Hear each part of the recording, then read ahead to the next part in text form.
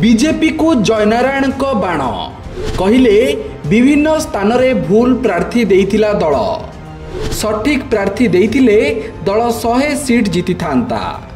जदि ठीक प्रार्थी को टिकेट देइथिले तेबे 3 जन स्वाधीन विधायक किभଳି जीतिले। जयंको बयान परे उठिला प्रश्न बीजेपी टिकेट रे किए करितिला हेरफेर।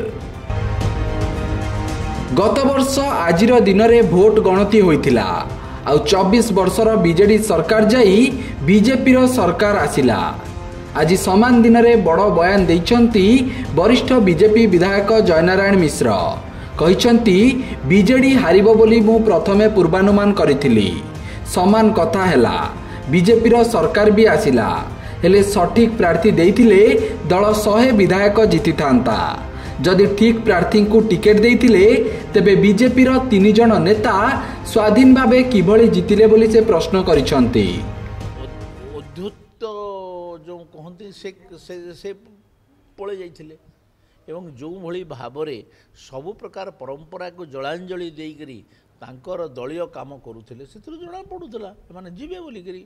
मु तो प्रथम लोक प्रेडिक्ट कर देइथिली मु तो 90 सीट कहिथिली 90 सीट बीजेपी जीतिबो एवं तार परवर्ती अवस्था रे मु बीजेपी वाले ठीक ठीक कैंडिडेट देले नहीं नहले 100 क्रॉस करि थांता बुझले माने आपण दल देला नहीं ठीक देई नहीं तो मु तो एटा सार्वजनिक भाव रे कहिछि एटा आज मु लुचा छुपा तो किछि नहीं ना कैंडिडेट दबारे पातर अंतर जगुरु देखो आमर पूरा 3-3टा independent candidate जीतिले।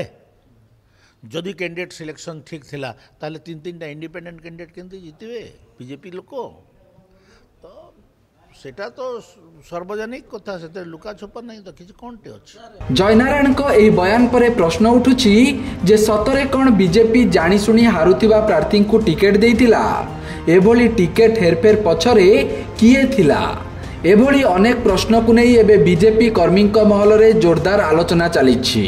Bureau report Satyapath news.